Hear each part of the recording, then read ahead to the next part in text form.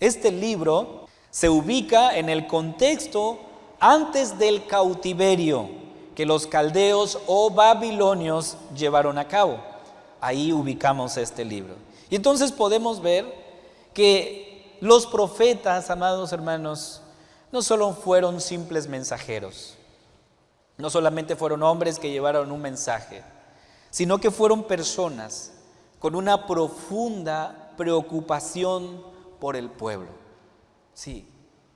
Y en ese sentido, vemos aquí a Habacuc lidiando sobre todo con el control soberano de Dios. Él está confundido por las cosas que está pasando, por las cosas que está viendo, y lidia con ese control soberano de Dios. Pero no lidia cuando Dios interviene en juicio, sino más bien en los momentos en que no hace evidente su control. Es ahí la duda que tiene el profeta. Entonces, podemos observar en este libro cómo el profeta está experimentando una tremenda crisis espiritual debido a la aparente indiferencia del Señor. Sí, por eso en el versículo 1 dice él: ¿hasta cuándo clamaré y no oirás? Desde el versículo 2 él menciona eso. ¿Hasta cuándo? Y es evidente que él está luchando con su fe. La pregunta que él se hace es: ¿realmente Dios escucha nuestras oraciones? Esa es la pregunta que se hace. ¿Realmente Dios escucha tu oración? Y es aquí donde se encuentra el profeta, y muchas ocasiones, amados hermanos, también nosotros nos encontramos en estas circunstancias. Nos preguntamos si realmente Dios escucha nuestra oración. Y entonces, ¿qué dice el Señor al profeta? ¿Cuál es el mensaje? ¿De qué manera el Señor responde al profeta Habacuc? Aprendemos 3 cosas aquí que quiero meditar junto contigo. Cuando Dios trabaja en tu corazón, cuando Dios trabaja en mi corazón, lo hace en primer lugar, aún en medio de nuestra confusión, Él sigue obrando. En medio de tu confusión, en medio de mi confusión, el Señor sigue obrando. Y segundo, Él tiene control absoluto de todo lo que sucede en esta vida y en esta realidad presente. Y tercero, Él tiene un propósito firme en todas las cosas que puedan pasar. Está obrando, tiene control y tiene un propósito. 3 cosas. Y es lo que vemos en el pasaje, hermanos. En medio de nuestra confusión, el Señor sigue obrando. Dice el versículo, entonces, versículo 1 hasta el 4. El Señor dice: ¿hasta cuándo debo pedir ayuda, oh Señor? Pero tú no escuchas. Hay violencia por todas partes. Clamo, pero tú no vienes a salvar. ¿Tendré siempre que ver estas maldades? ¿Por qué debo mirar tanta miseria? Donde quiera que mire, veo destrucción y violencia. Estoy rodeado de gente que le encanta discutir y pelear. La ley se ha estancado y no hay justicia en los tribunales. Los perversos suman más que los justos, de manera que la justicia se ha corrompido. Esto es lo que dice el profeta Habacuc. Ahora, ¿qué observamos en el texto, hermanos? Primero, muchas quejas por parte del profeta. ¿Cuáles son esas quejas que tiene el profeta? Primero, él dice: Dios no escucha. Es lo que él dice: Dios no escucha. Y en ese contexto el profeta entonces se pregunta: ¿cuánto tiempo debo seguir orando a Dios y yo siento que Él no me escucha? Esa es la primera queja. La segunda: hay mucha violencia. Hay mucha violencia. El problema es, la tercera queja es que Dios no hace nada. Es lo que está diciendo el profeta. no escucha, hay violencia y Dios no hace nada para solucionar esta problemática. Y es aquí donde el profeta está hablando de la indiferencia de Dios ante el dolor. Lo que está diciendo, y es una forma de acusar a Dios, está diciendo: Señor, no escuchas, ves tanta violencia y no haces nada para terminar con todo lo que estoy viendo y viviendo. Otra de las cosas por el cual se queja el profeta es que vive en un contexto de violencia y de maldad. Como que el profeta se siente como olvidado por Dios y además siente que Dios le obliga a ver la maldad. Sí, como que el profeta está diciendo: Señor, no solamente no alivias la violencia, sino que me obligas a ver la maldad. ¿Cómo es posible eso? Y otra de las quejas que el profeta hace es que no hay impartición de justicia. La justicia está torcida. Y él argumenta y dice: los buenos sufren mientras los malos prosperan. Eso no es justo. Hermanos, precisamente esta última parte es el tema principal que el profeta trae a la mesa.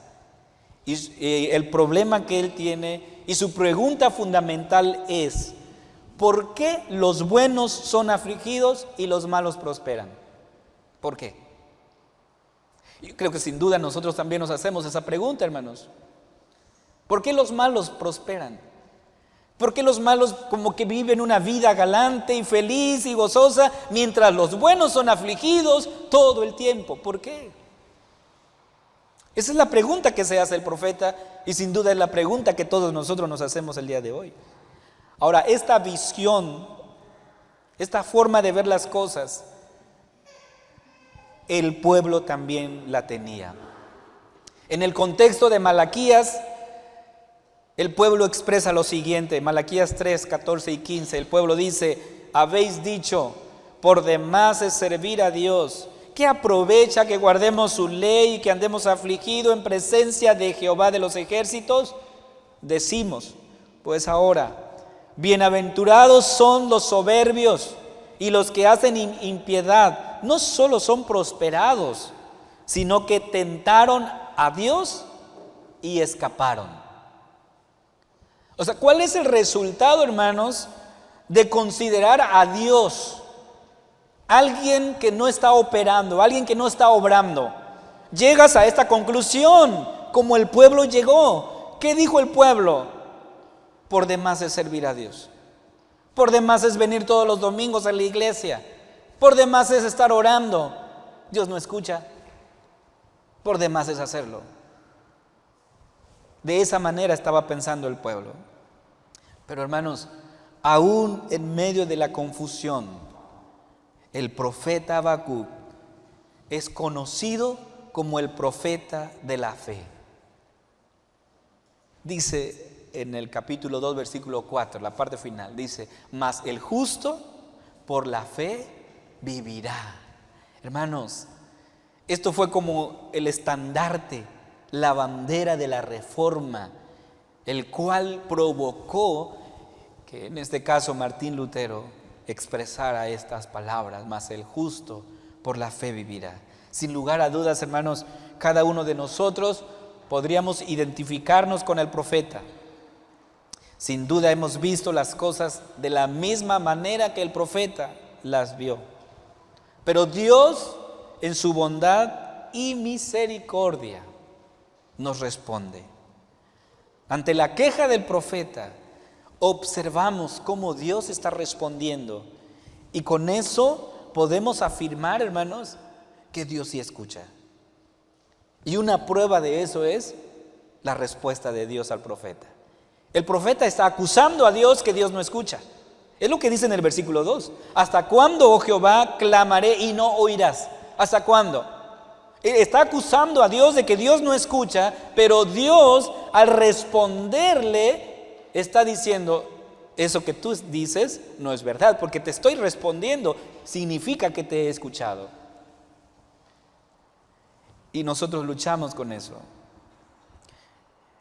Luchamos con la situación de violencia y de inseguridad que nos toca vivir y experimentar en esta vida. Qué tan difícil es. Y no solamente nosotros. Quiero que escuches una oración que elevó Lutero antes de presentarse en la dieta de Worms, antes de ser juzgado por lo que había escrito y dicho. Él elevó esta oración y gracias a Dios porque quedó escrita para que nosotros también podamos escuchar de qué manera él oraba. Él dijo lo siguiente: omnipotente y eterno Dios, qué terrible es este mundo. ¿Cómo quiere abrir sus quijadas para devorarme?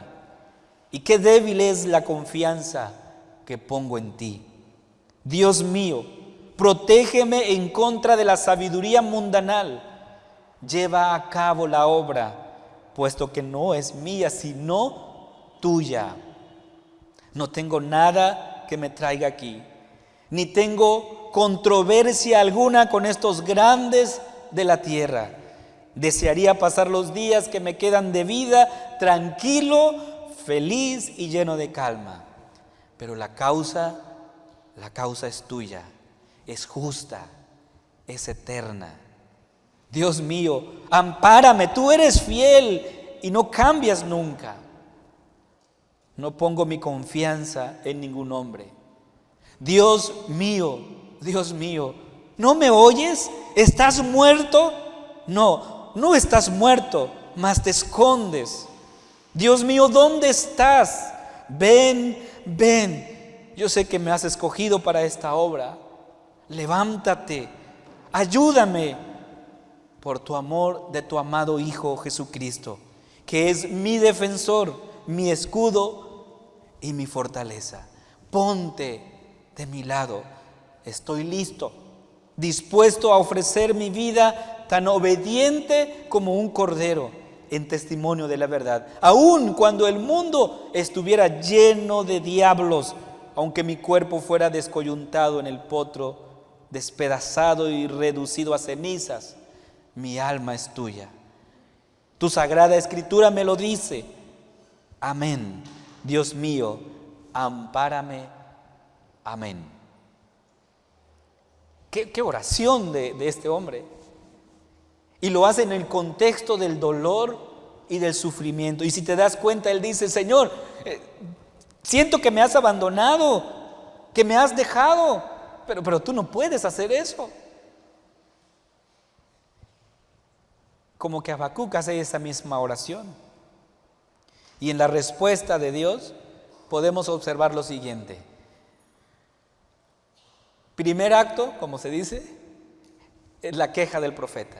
Segundo acto, la respuesta de Dios. ¿Cuál es la respuesta de Dios?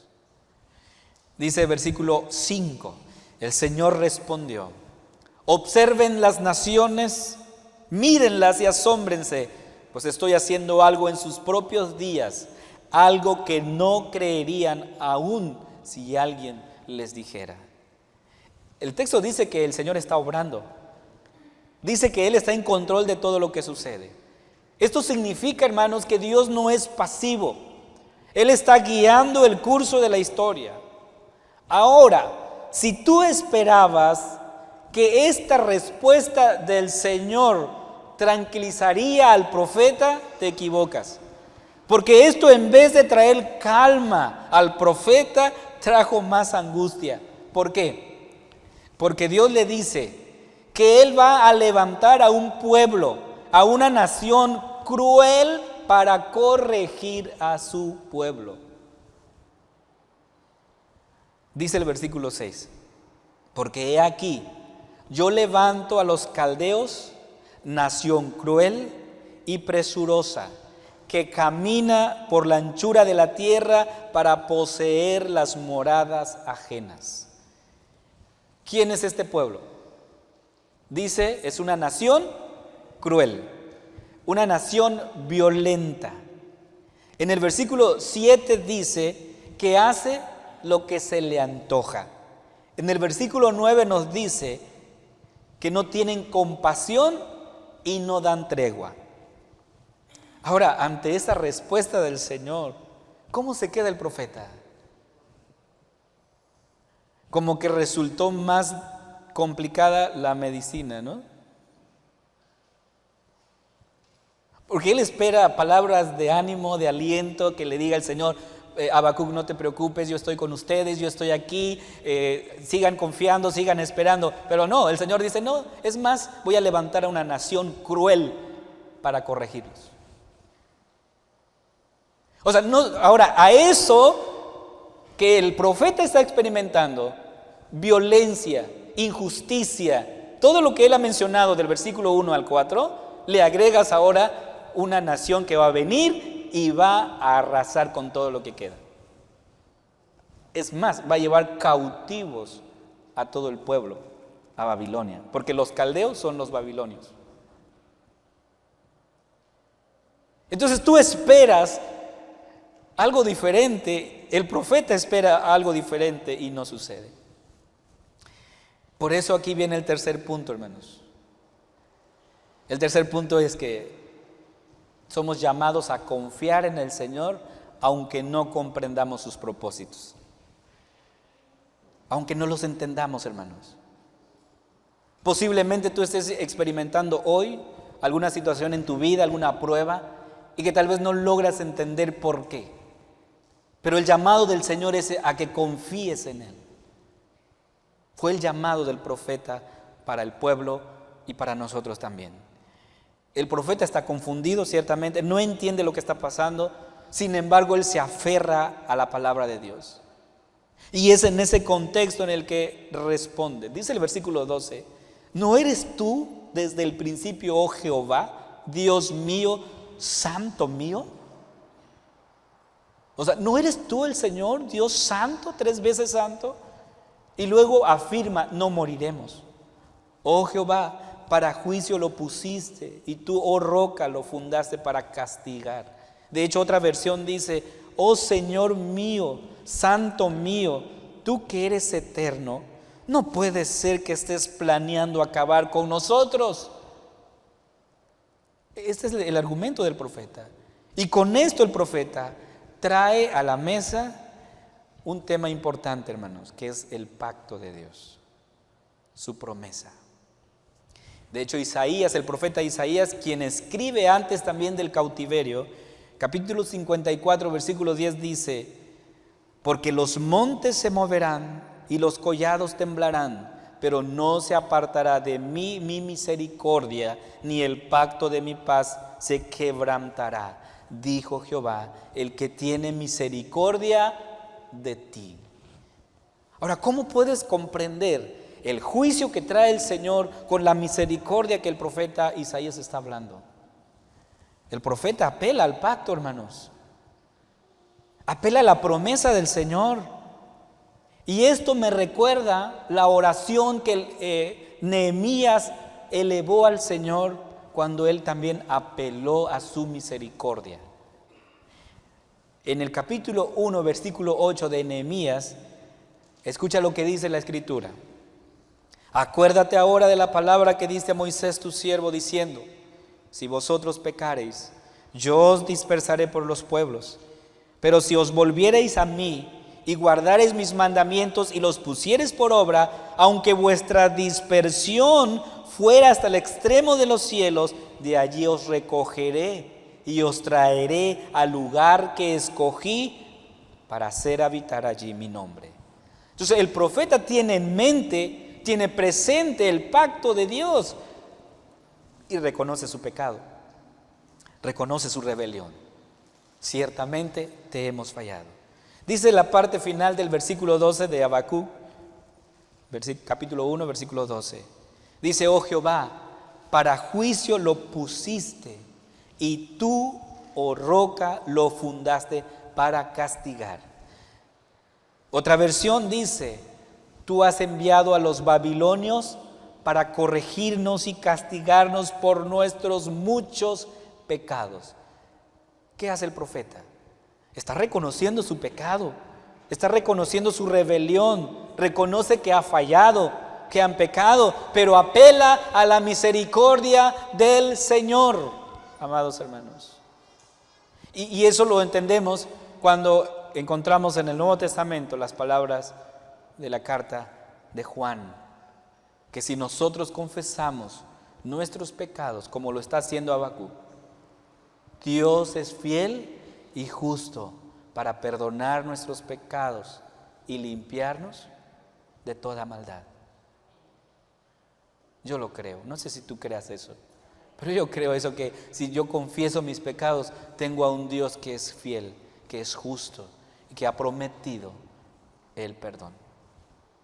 Hermanos, sin embargo, Habacuc se queda con esa pregunta. Él no entiende cómo Dios, siendo santo, pueda usar a un pueblo malo y cruel para corregir a su propio pueblo. Él no entiende eso. Por eso en el versículo 13 el profeta dice: muy limpio eres de ojos para ver el mal, ni puedes ver el agravio. O sea, el profeta pregunta: ¿cómo puede Dios, quien es santo, que no puede tolerar el mal, usar a un pueblo tan malvado para cumplir sus propósitos? ¿Cómo? Pero así es Dios, hermanos. Así es el Señor. Por eso el apóstol Pablo escribió en su carta a los Romanos, Romanos 11:33: oh profundidad de las riquezas, de la sabiduría y de la ciencia de Dios. Cuán insondables son sus juicios e inescrutables sus caminos.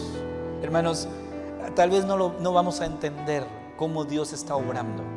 No vamos a entender sus propósitos porque sus caminos son inescrutables.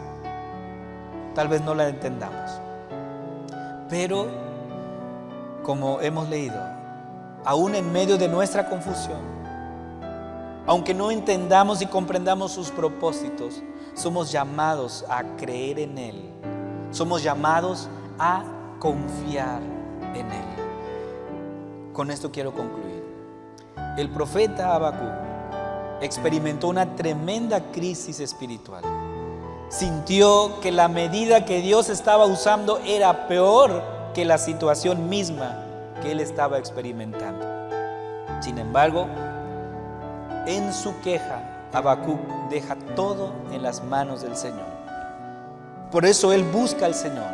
Por eso él va a Él para encontrar respuesta a sus preguntas. No fue a buscar las respuestas en otro lugar. Fue y le preguntó a quien sabe todo. Al final, así como la oración que se elevó en el Getsemaní, las palabras del profeta fueron: hágase tu voluntad. Que se haga tu voluntad. Posiblemente te sientas hoy así, confundido, pensando que el enemigo tiene control de todo lo que pasa y que todo lo que sucede tal vez es sin propósito. Posiblemente nos sintamos como el profeta Habacuc, pero Dios nos dice hoy que todo tiene una razón, que Él tiene control, y aunque ahora no lo entendamos, hermanos, somos llamados a seguir creyendo en Él, llamados a seguir confiando en Él. Sin duda, hermanos, las aflicciones hacen que nosotros derramemos muchas lágrimas, que estemos tristes, que estemos ansiosos, pero Dios está obrando. Él está trabajando en ti, Él está purificando tu corazón, y la promesa del Señor, hermanos, es que un día Él va a secar todas las lágrimas de nuestros ojos, porque Él conoce tu dolor, conoce mi dolor, conoce tus sufrimientos. Y algo muy importante, hermanos, Él nos acompaña en el valle de sombra y de muerte. Él está con nosotros, Él está allí.